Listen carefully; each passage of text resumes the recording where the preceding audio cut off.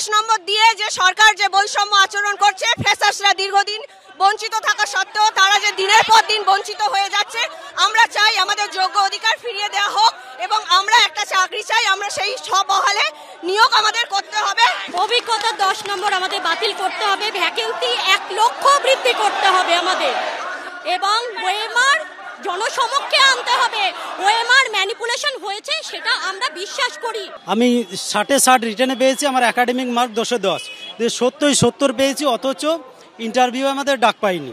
এরকম আমার মতো হাজার হাজার শয়ে ছেলে মেয়ে আছে যারা 60, 59 নাম্বার পেয়েও কেউ ডাক পায়নি। আমার যেই ফ্রেশার সেই বলে কি আমাদেরকে এই বঞ্চনা?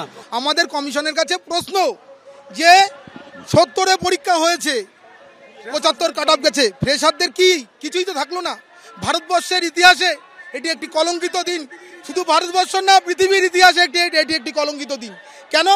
কারণ 70 নম্বর পরীক্ষা দিয়ে 75 কাট অফ, এটা কি মানা যায়? এটা তো অন্যায্য।